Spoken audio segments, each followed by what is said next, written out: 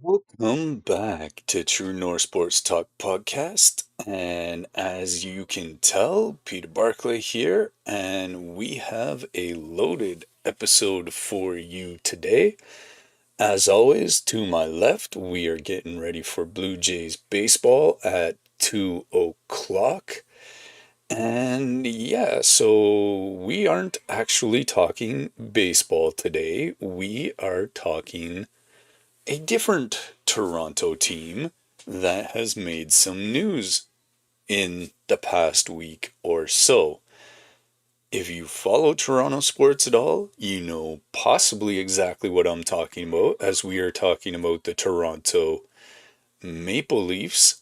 And this has been a pretty crazy week in the history of the franchise. And it's been a while since we've had a week like this. Brad Treliving, the general manager, fired, done, gone. There's only 8 games left in the regular season.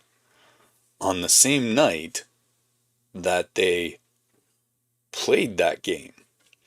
And he wasn't just fired mid-season, announced before the game against the Ducks, with president and CEO of Maple Leaf Sports and Entertainment, Keith Pelley, standing at the podium the next day, essentially telling the hockey world that we got it wrong and we need to start over.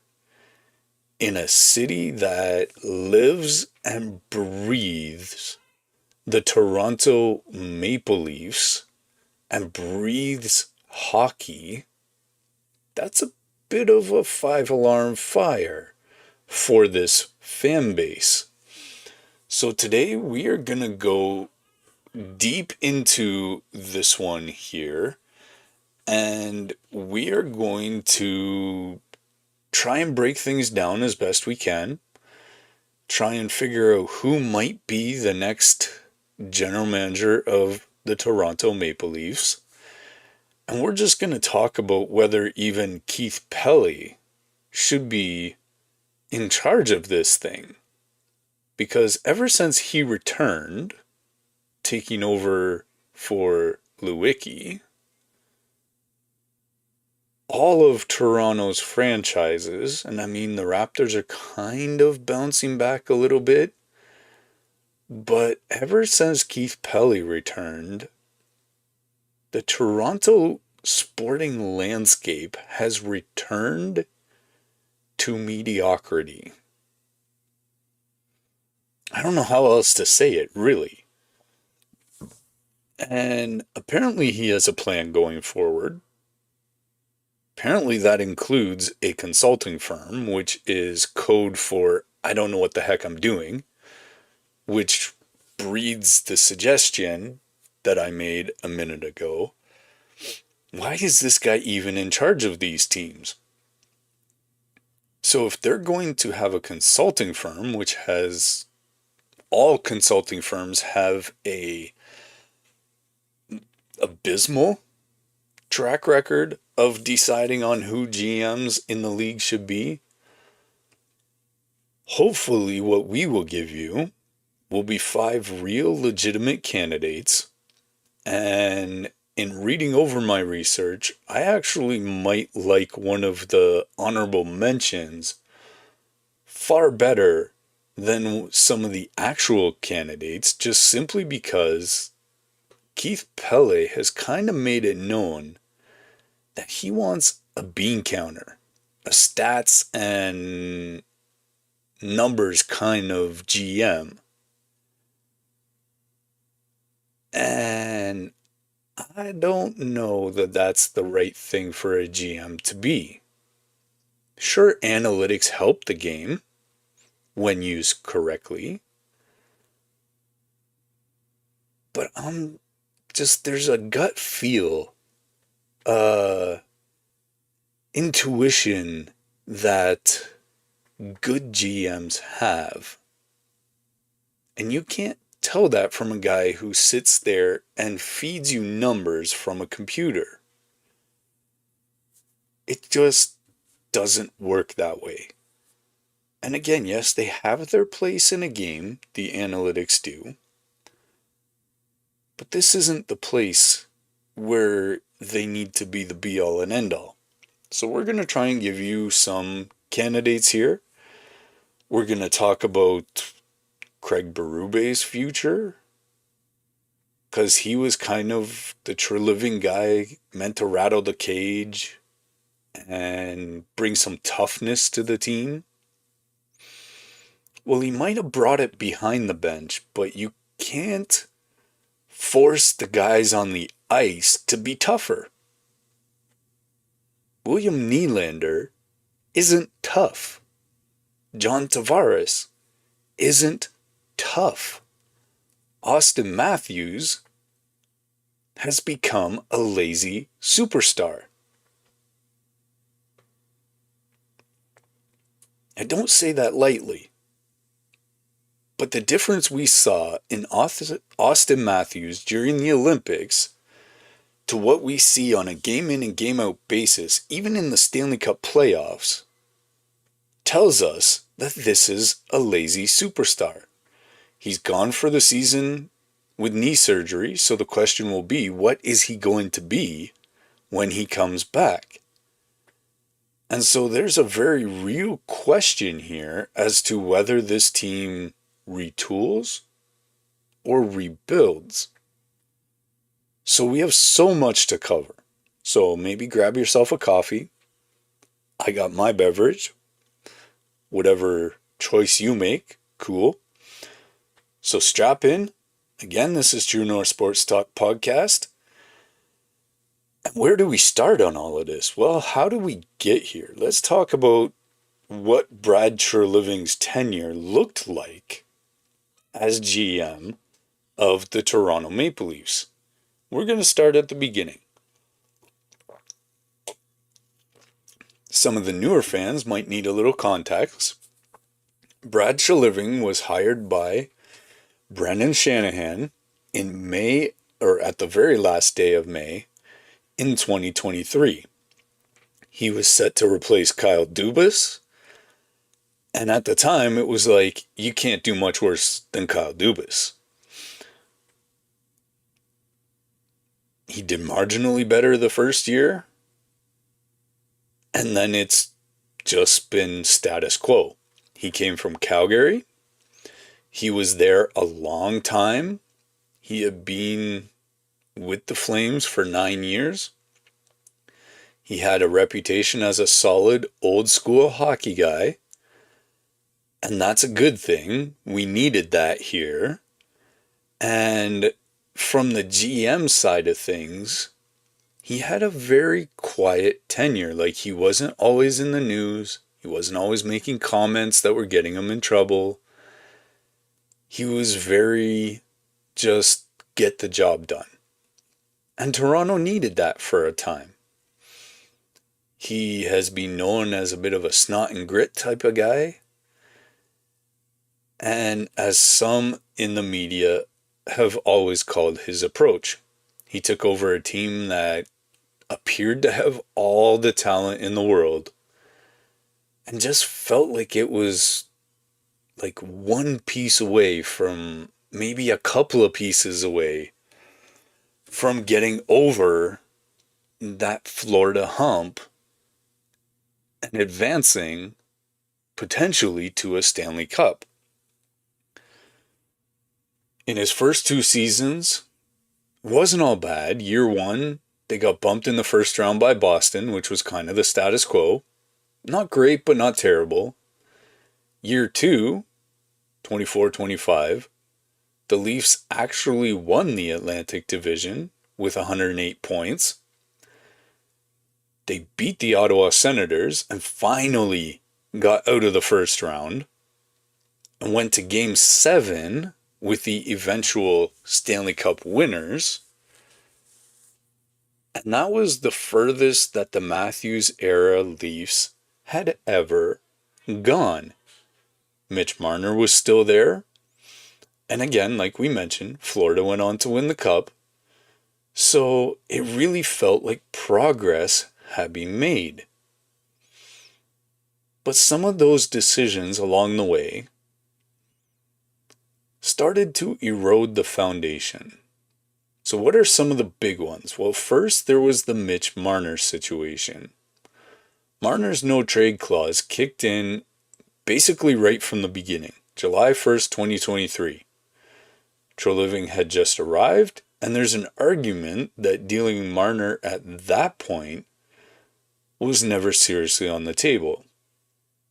If you ask me, it shouldn't have been in last offseason, even though he may have wanted that. Fast forward the 2 years, and on July 1st of last year, almost a year ago now, they did a sign and trade with the Vegas Golden Knights. What did Toronto get back? Nothing. And I say that because the return is no longer in the organization in the form of Nicholas Roy. He was supposed to be a serviceable third-line center. Sorry, guys. And you're trading that for a 90-point winger?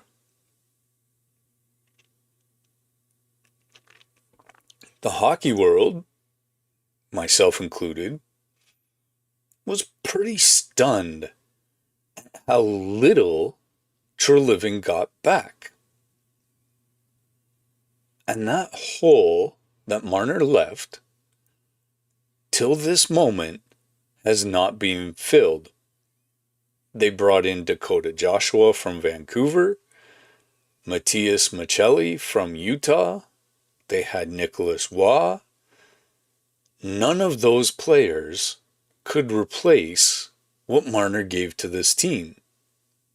I don't think anyone realized how important Mitchell Marner was to the Toronto Maple Leafs and what he gave them night in and night out. And that was 120 feet the ice? He played from end to end. He played good defense. He had been on the penalty kill in recent years, as well as the power play. He was the guy feeding Austin Matthews' scoring frenzy.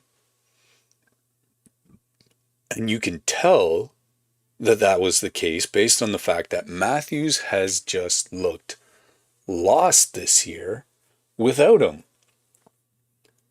It showed immediately from the beginning of this season. I mean, if you were watching the first month or two, it was just abundantly clear the role, the place that he had, the effect, the meaning that he had to this team.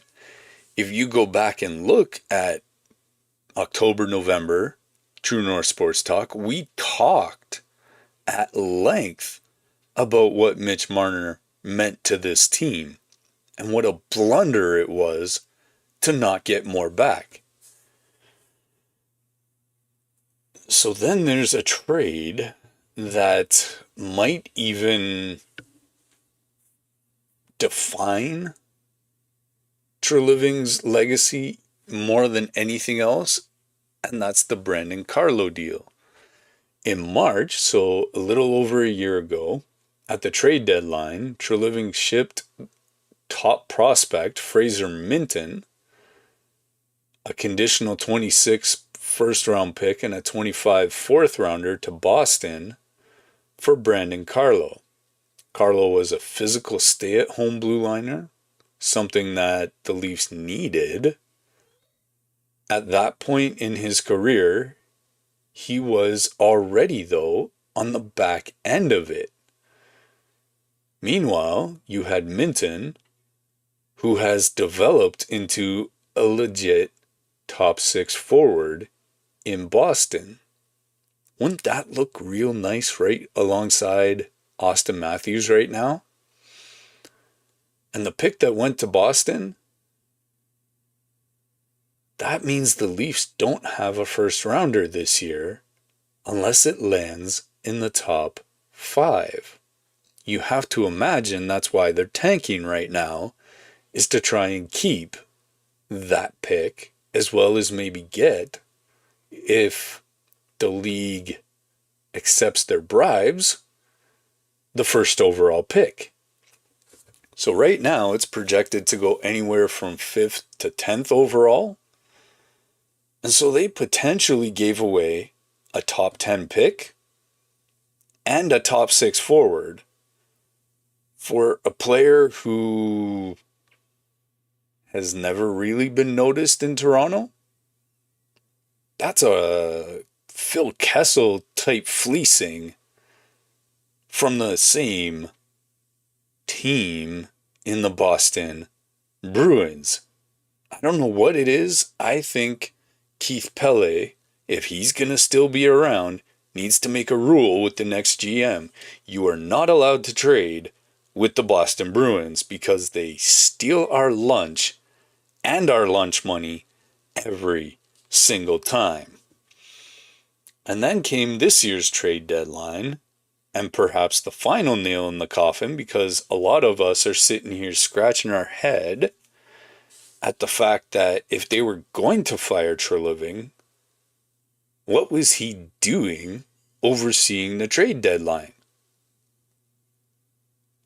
Bobby McMahon, who had 19 goals this season, was traded to Seattle for a 4th round pick this year and a conditional 2nd next year.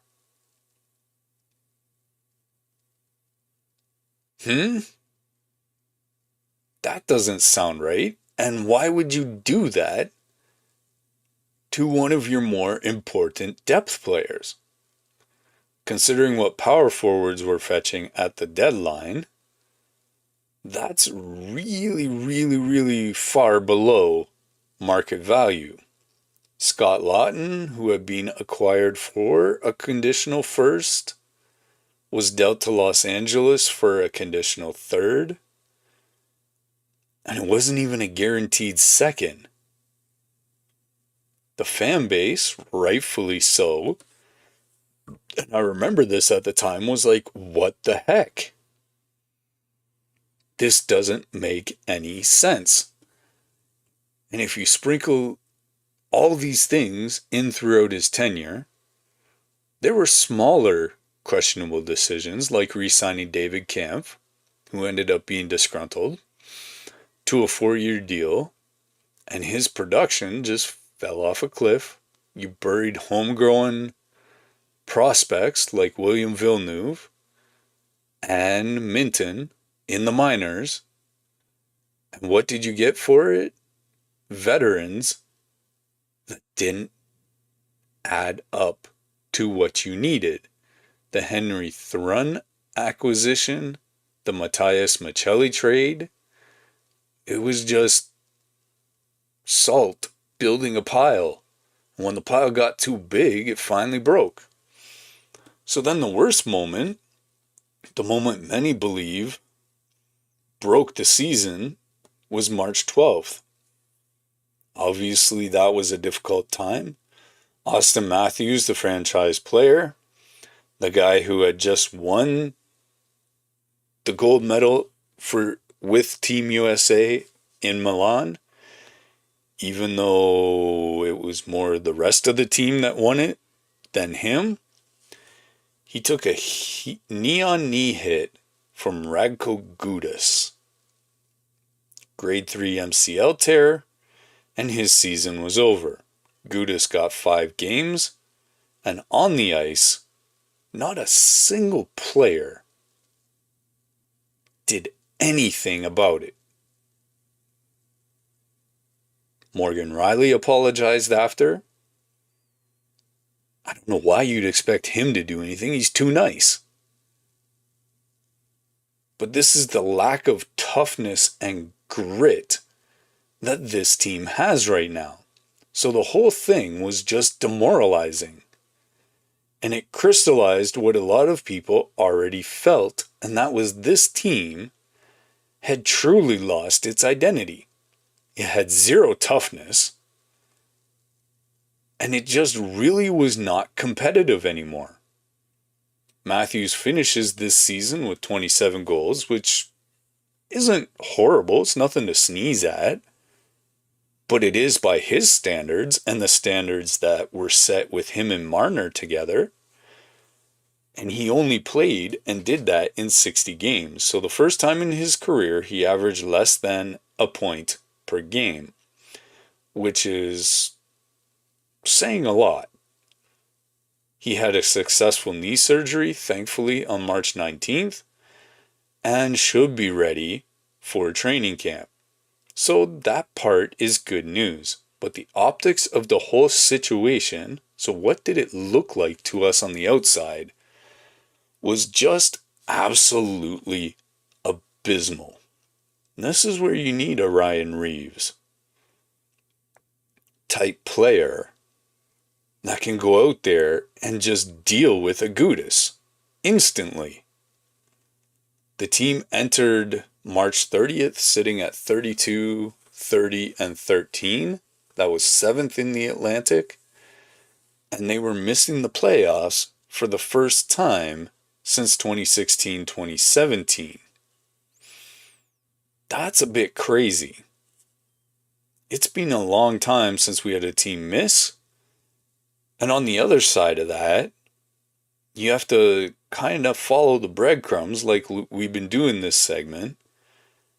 And Keith Pelley finally had enough of listening to all of us and pulled the trigger, jettisoning Brad Treliving.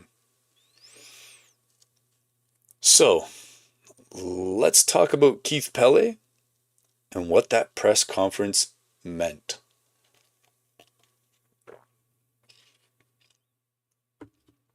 So, March 31st.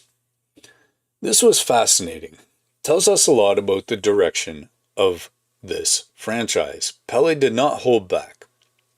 He stood at the podium for 30 minutes and essentially laid out his vision for how this organization is going to be rebuilt from the ground up. We're going to emphasize a few things he said because they were revealing. They told us a lot about him and about where this might lead. So the first big one, and this is something and a phrase that came up multiple times in what he was saying. The phrase data-centric, aka analytics. Mr. Pelley, whoever put that idea in your head should follow Brad Treliving outside the organization. This isn't about numbers right now. That's not how you build your team. There's so much more that goes into it than data centricity. Pelley was very blunt in the fact that whoever the next head of hockey operations is, he said they must be data centric. That's your first mistake, Mr. Pelley. He said, and I'm paraphrasing here, the next hire needs to really understand data and where data is moving. Or maybe you just need to watch the games, understand how they're being played, and pick players that fit the way the modern game is being played. You don't need data to tell you that. Just watch. Pay attention. Know what's happening around the league. And that every single decision made going forward will be evidence-based. So whose evidence are we going on here? When you say that, Mr. Pelley, because your data-centric evidence, 99 times out of 100, is going to contradict what I see on the ice. Because I'll see things that your data can't. I'll see the heart of a player on the ice that your data cannot quantify. I will see the attitude and the type of teammate that he is behind the scenes that your data cannot quantify. There is so much more that goes into putting a team together, because if the Blue Jays of last year are any indication, Your data points don't mean jack unless you have a team that is as tightly knit and each other oriented, that's pulling for the guy beside them as much as last year's Blue Jays were. Those guys went to war for each other. I don't see that on this team.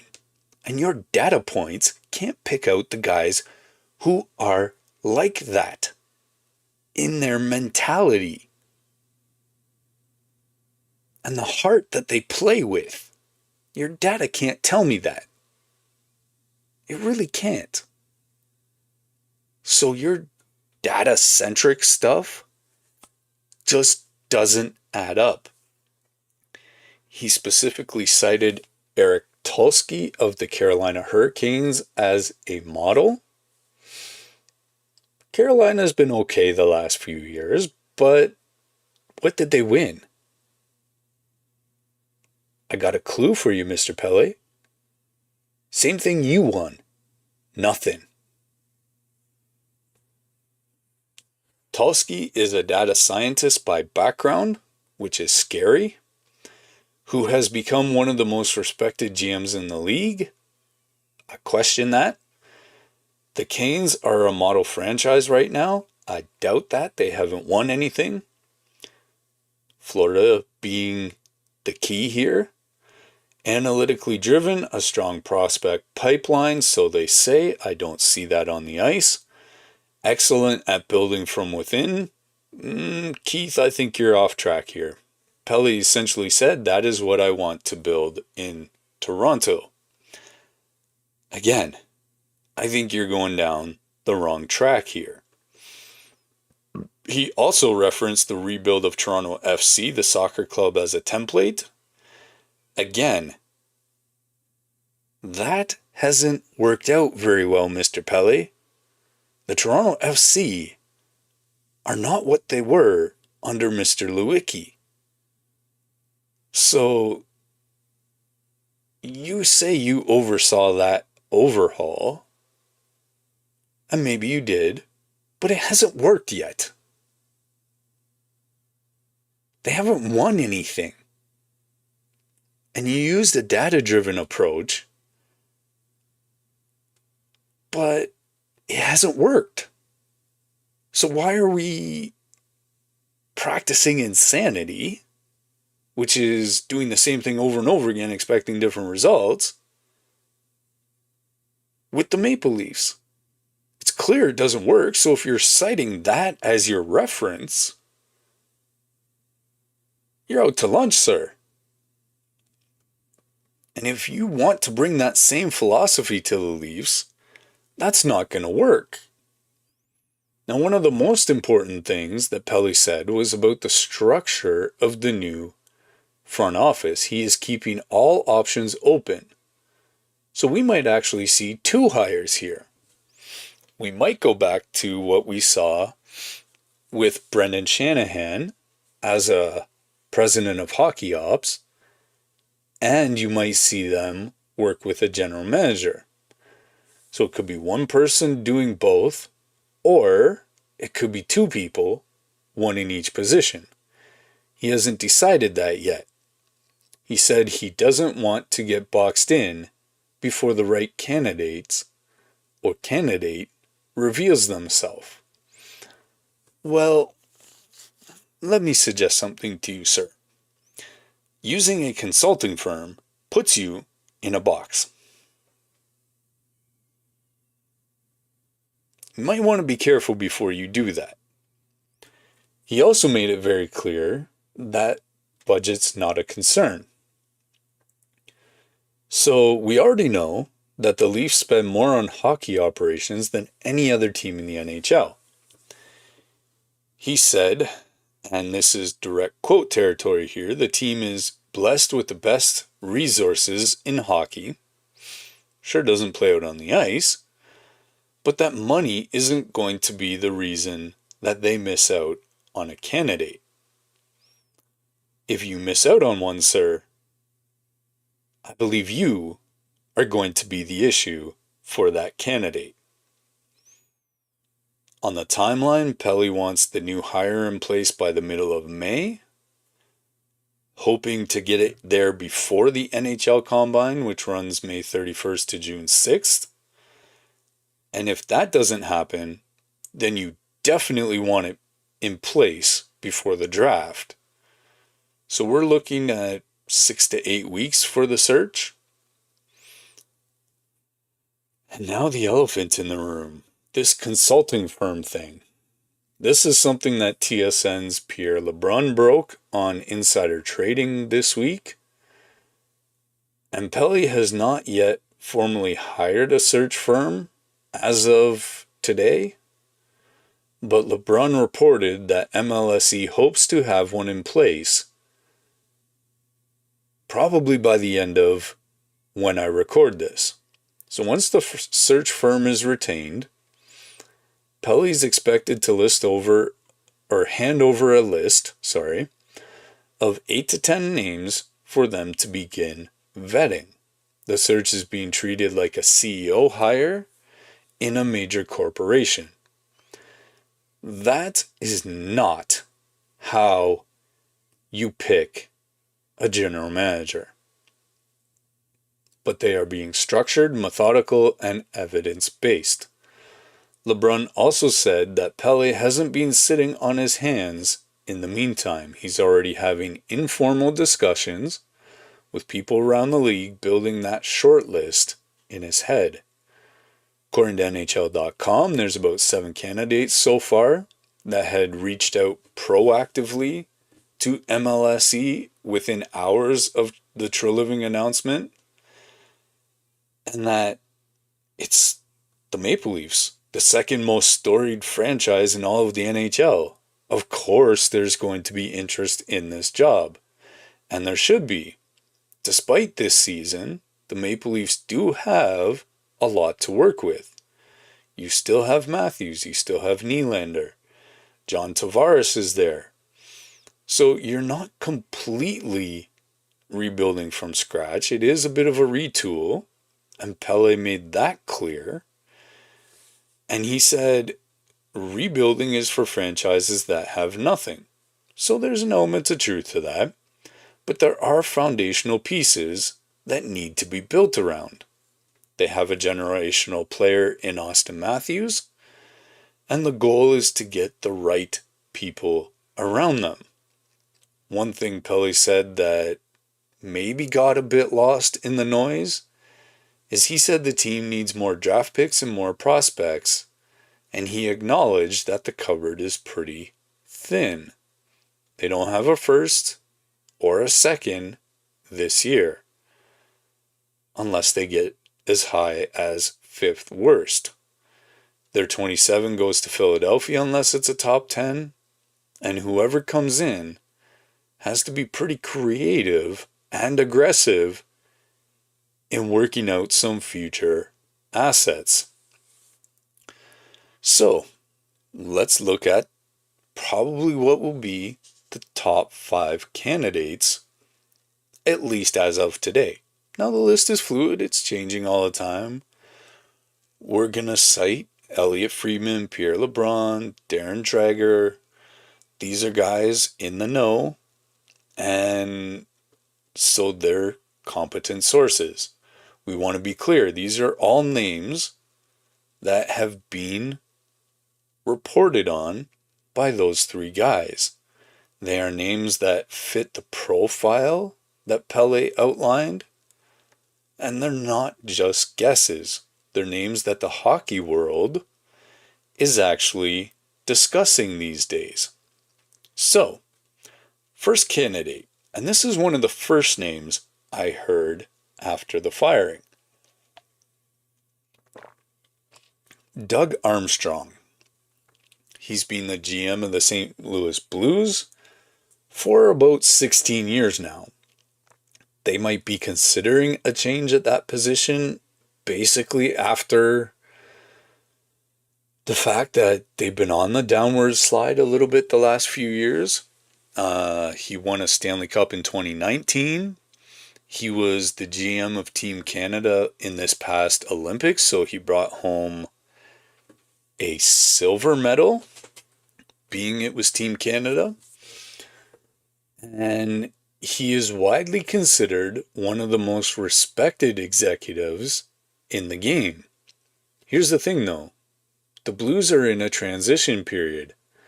Alex Steen, a former Blues captain, a former Maple Leaf, is expected to move into the GM role in St. Louis after Armstrong has vacated. So Armstrong has been rumored for weeks to be open to a new challenge. What better place to have that challenge than in one of the most storied hockey cities ever? So the hockey writers had Armstrong as their top candidate, and he has the experience. He's managed big personalities like Matthews and Nylander for basically his whole career. He's got a championship ring on his finger, same way Berube did. And if Pele wants someone who commands instant respect in the dressing room full of big names, Doug Armstrong's your guy.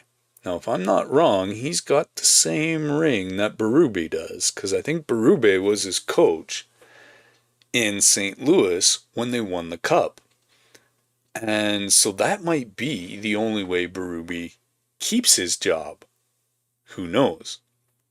The only question is whether Armstrong's old school pedigree will fit with Pele and his described data-centric search.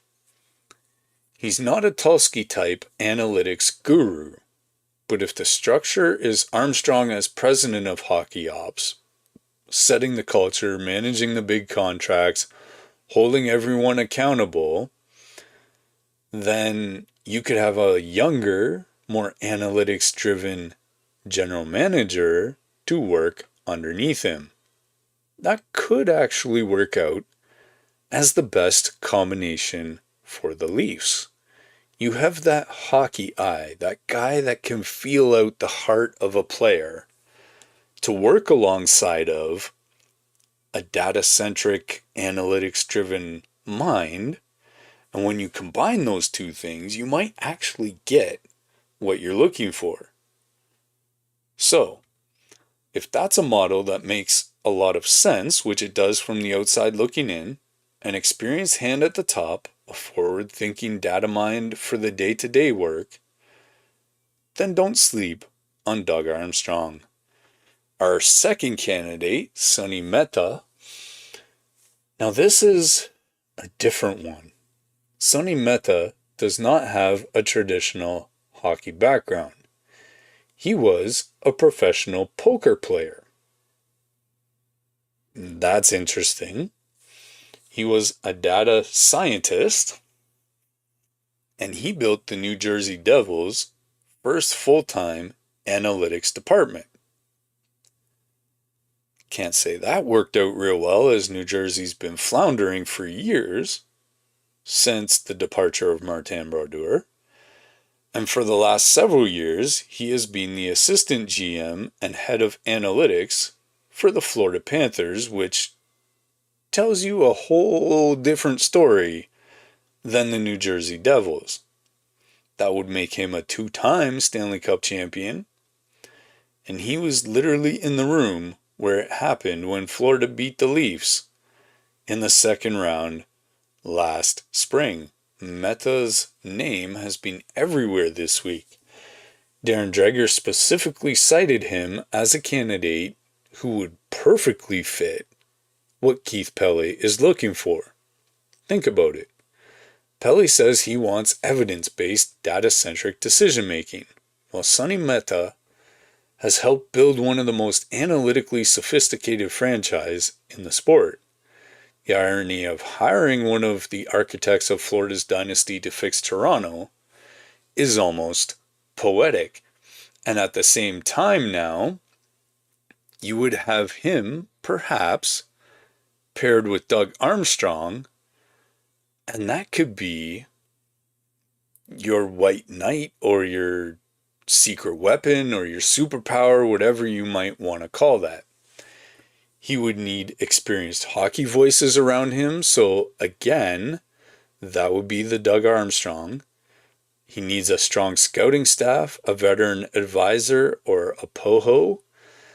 But if Pele truly wants to transform this franchise the way he says he does, Meta is arguably the most interesting candidate in the entire field. Inside the Rink had him as a top candidate this week. Hockey Patrol called it a potential massive coup for the organization. He's a bit of a dark horse in terms of name recognition, being outside of the hardcore hockey circles. But in the hockey ops world, being a Florida Panthers guy, Sonny Meta is very well known as a name. So keep your eyes on this one. This could be the one they go for. Number 3, and I hope I get this name right, John Chayka. Now this is going to be potentially controversial. We know that. But hear me out here. Because this name is very real right now. John Chayka became the youngest GM in NHL history when the Arizona Coyotes, now the Utah Mammoth, gave him the job at 26 years old back in 2016. So that puts him at just 36 years old as of now. He built his entire reputation on analytics. He was the founder of Stathletes, which is a private hockey data company, before he moved into management. He built a real culture in Arizona. He got them back to the playoffs for the first time and was viewed as one of the brightest young minds in the game. Then it blew up, which is the part that will give a lot of people pause. He left the Coyotes in 2020, was suspended by the league through 2021 for conduct detrimental to the game, and he had been pursuing other opportunities while still under contract and was involved in an illegal pre-draft combine that cost Arizona some draft picks. It was messy, and a lot of fans have not forgotten. But Elliot Friedman, on his 32 Thoughts podcast this past week, confirmed that the Maple Leafs have already spoken to him. Already. This wasn't speculation. Friedman reported that they'd talked. Now, I've been watching that guy since he first started back on CBC. He doesn't blow smoke. He tells you exactly what he hears, what people have told him, and he doesn't sugarcoat it. So if you believe in redemption arcs in sports, Chayka is the type of candidate that Pele might be drawn to. He's young, data-driven, high upside. He has previous GM experience. And if he's paired with, say, Doug Armstrong as a president of hockey ops, then perhaps that becomes more tolerable and manageable for a fan base. And look, I'm not running out there saying hire this guy. He's probably, I didn't even think of him before I started researching this. But we're saying that his name legitimately is in this conversation right now, according to one of the most respected insiders in the business. So, based on that, we had to talk about him. Candidate number 4. And this is probably the most intriguing candidate out of all. Probably the one I like the most personally. of the ones I researched. Hold on to your hat, but candidate number 4 is none other than Hayley Wickenheiser. Yes, you heard that right. The Hayley Wickenheiser. Arguably the greatest female hockey player in the history of the sport. Why do I say that? 4-time Olympic gold medalist, Team Canada legend, but she's also played in Europe against men at the professional level. She has been an assistant GM since 2022. She's worked in player development. She's a practicing physician in the Toronto area. And again, Elliotte Friedman, one of the best at getting this type of information, reported that Pele thinks very highly of her, and that Pele had met with Wickenheiser internally during the early stages of this search. Now, this isn't just a token. Hey, we'll throw a woman's name in there. If you were to ever pick a woman for a GM role, this is one of the ones that you would come up with without much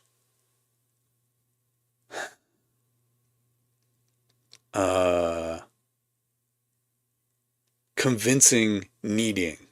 You wouldn't need to be convinced that she is capable. Now, it will be interesting to see what she has learned over the last few years, 4 years to be exact. Friedman's exact words, so we're quoting here.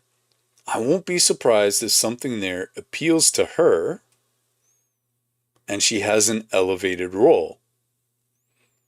He stopped short of saying she would be the GM, but you could see her working with a Doug Armstrong very closely, and the fact that Pele looked for her to have an internal conversation in the first few days, that tells you there's a bit of fire where this smoke is. This is not a token gesture. This is a real possibility here.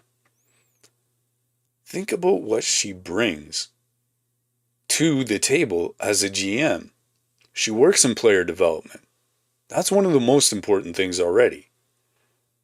She was a captain, which means she has leadership.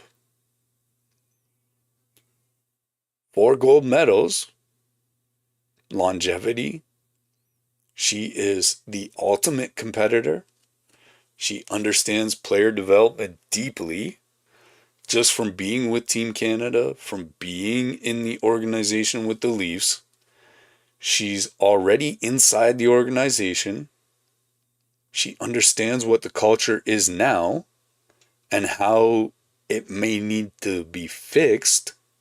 And between her and, say, Doug Armstrong, they can figure out what this team needs from a personality perspective to make it better and tougher and harder to play against. And if that's the structure that ends up being a president of hockey ops from the outside paired with an internal GM candidate, all of a sudden Hayley Wickenheiser is a real legitimate and interesting possibility. We want to be clear. She would be the first female GM in NHL history. That's historic. But based on what Friedman's reporting, it sounds like Pele isn't making this about the optics. He genuinely believes in her capabilities. Quite frankly, so do I. And if the Leafs are serious about changing their culture, sometimes the most dramatic change is also the right one. All right, option 5. So we're going to close this out of our options with Brandon Pridham. Maybe it's Pridham, however quickly you want to say that. We close with this as another internal option. Brandon has been an assistant GM with the Leafs for the past few years. He's widely considered one of the very best salary cap experts in all of the NHL. So when the Leafs have somehow managed to keep their roster together despite all the massive contracts, Matthews, Nylander, Tavares, that's largely Pridham's work. So right now, he and Ryan Hardy, who is the Marlies GM and head of minor league operations, are running the day-to-day for the Leafs on an interim basis. The hockey writers noted this week that Pridham has already been touted alongside Wickenheiser as internal candidates. Maybe they work together on this. Could be. But they could both potentially step up. Pridham's never been a GM before, so that's a bit of an obvious limitation for him. It's not the be-all and end-all, though. It doesn't mean he can't do it. But he knows this roster inside and out. He knows the cap situation better than anyone. He understands the asset picture. And if the choice is between pairing him with a president of hockey ops, with Pridham as the GM, versus a completely outside voice coming in cold, there's an argument that Pridham's institutional knowledge would have real value during a retool and not a rebuild. He would also certainly need a strong president of hockey ops above him, like an Armstrong, like perhaps one of the honorable mentions that we're about to get to.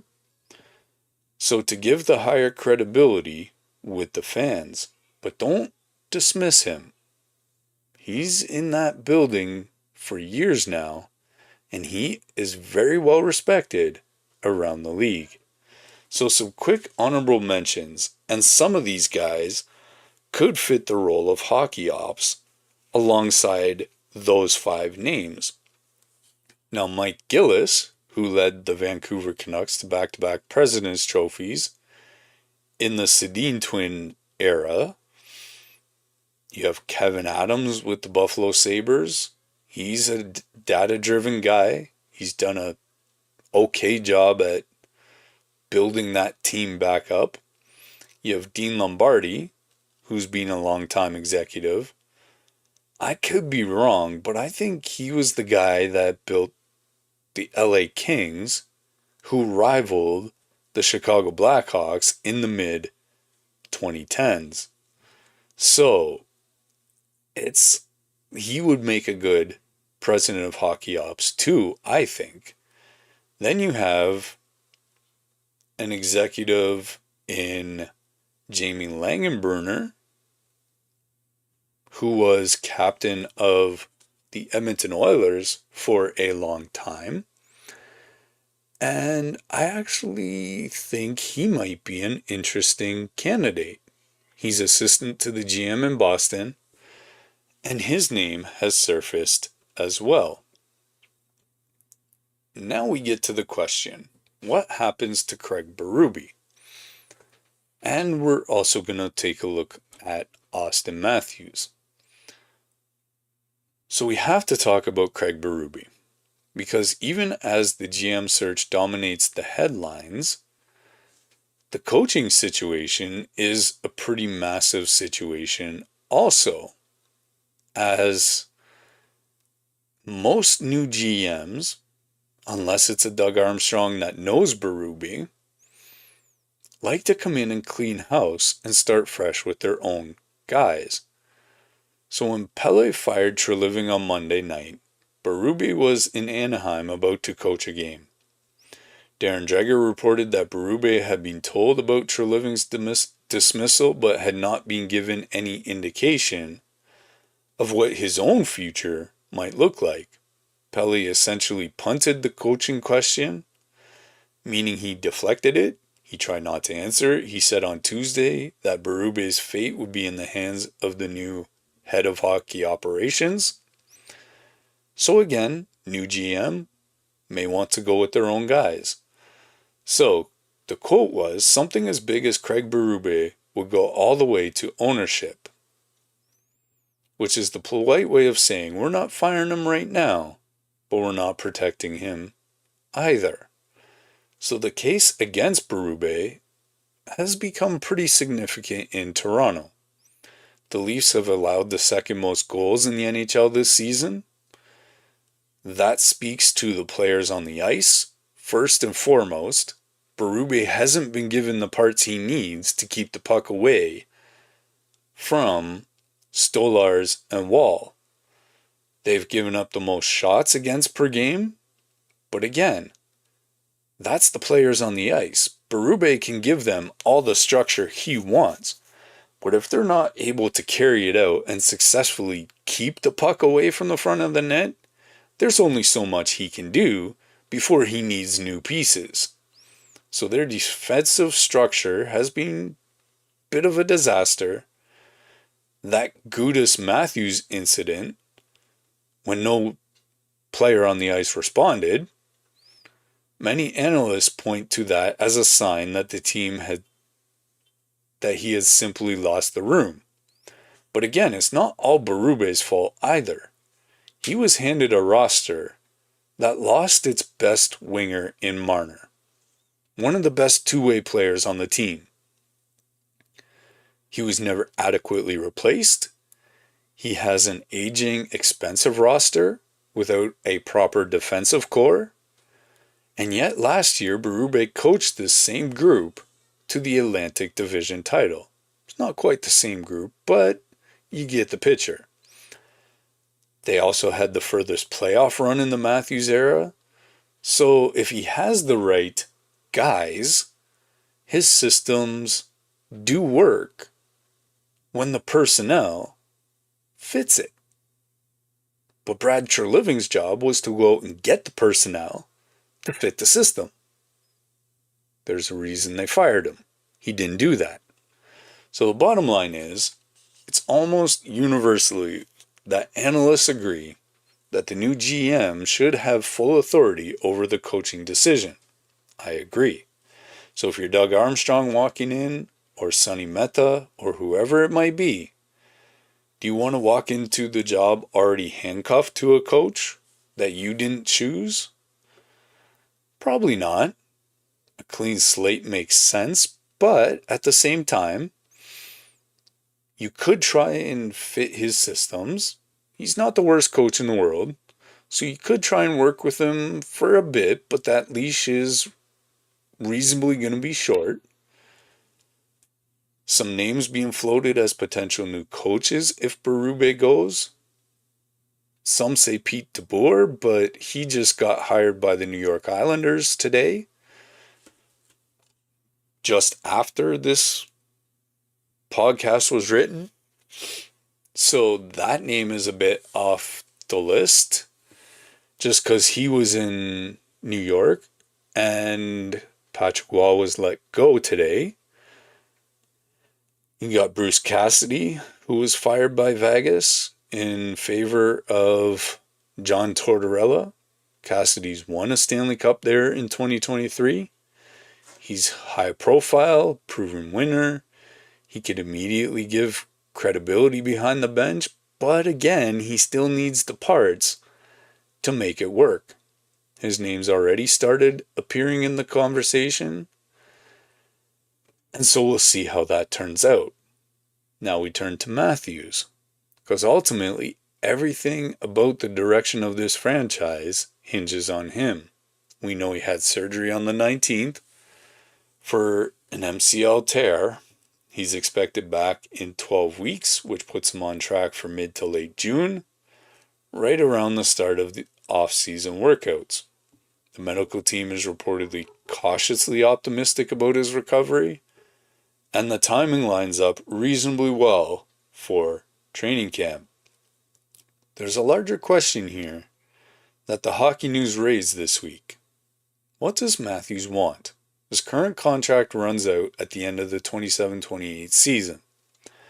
After that, he'll be a free agent. He's 28 years old. If the Leafs retool aggressively and show progress next year, maybe he resigns and gives the organization this chance to win with him. But if another year is wasted and the right GM isn't hired, and if things don't change around this team, Matthews could choose to play somewhere else. And that would be the end of an era that never delivered on its promise. Pele knows that. He said publicly that Auston Matthews and William Nylander are generational players and foundational pieces. The entire rationale for a retool over a rebuild is based on that fact. So keeping the core intact and quickly building the right pieces around them. This GM search, it's not just about winning, it's about keeping Auston Matthews in a Maple Leafs jersey long term. However, I would argue, if that is your reason for hiring a GM particularly, you're barking up the wrong tree. You need to hire it based on what's best for the Toronto Maple Leafs, not based on what's best for Auston Matthews. So the bigger picture here, where do we go from here with the Toronto Maple Leafs? Let's zoom out a little bit because we've been deep in the weeds here. It's worth stepping back and asking what the bigger picture is. What does the road ahead look like for the Maple Leafs? It's a complicated spot, which is why we've been deep in the weeds. They don't have draft picks this year and next year. Their prospect pipeline is not completely empty, but it's thinner than it should be for a franchise that's about to miss the playoffs and needs to reload. The Treliving era cost them some real assets, some real development in real time. They're not quite Ottawa. They're not in San Jose or Buffalo. In year one of a rebuild, they got pieces. They got William Nylander. They got Auston Matthews. Probably some of the most skilled players in the entire NHL. They still have John Tavares, who is at 35 pretty good for that age. Morgan Rielly on the blue line, well, it's just time to start over there. The moves that need to happen this summer, they got to hire the right GM. That's the most important decision. Number 2, they got to figure out that coaching situation. And number 3, they got to start acquiring assets. The new GM has to find a way to add picks through trades. Maybe you got to move some of the veteran contracts. Find creative packages. And number 4, you have to develop the prospects you have. Guys like William Villeneuve, who right now is playing NHL games after being buried in the AHL all year. They need real opportunities. The Treliving era of preferring his guys over homegrown talent, that's over now. So number 5, this might be the hardest one. Build a culture the way the Blue Jays have. Not a talk about culture. You have to actually build it. Pele mentioned culture repeatedly in his press conference. He mentioned alignment, accountability, structure. Those are foundational things that make a franchise operate like a championship organization rather than a collection of expensive toys, which is kind of what they're doing right now. The Maple Leafs are 0-6 in Game 7s in franchise history dating back to 2017. They're 2-14 with a chance to eliminate an opponent. That doesn't just happen, guys. There's something wrong here that needs to change. And whether it's this offseason, whether that's next off season, the Leafs fans are asking about that right now. So we'll be here every step of the way, breaking it down, talking about it. Don't worry. So this is going to be it for today's episode of True North Sports Talk Podcast. We've covered everything you need to know about the GM search. We've talked about Brad Treliving, Keith Pelle, that press conference. We've talked some candidates that could fill in: Doug Armstrong, Sonny Mehta, John Chayka, Haley Wickenheiser, Brandon Pridham, Dean Lombardi. And you have Craig Berube's coaching situation. And yeah, we just basically covered everything we could. So this story's going to keep moving. Check out our 3-minute drill every night to see we'll be on top of this as the season goes on. The GM search is going to produce names that we may not have thought of yet. Maybe there's guys that get let go at the end of the season that will be available. As we know with Toronto media, there will be drama, there will be twists, and we'll be right there breaking it down. So hopefully you enjoyed this episode. Use hashtag True North Sports Talk. Let us know what you think, who you think the Leafs GM will be come July 1st. As always, guys, we need you to subscribe to the channel so that we can continue bringing you episodes like this one. Drop your takes in the comments, as we said. We want to know, who do you want to be running this team? So that's it for now. That's True North Sports Talk Podcast. Stay loud, stay passionate. As always, see you next time.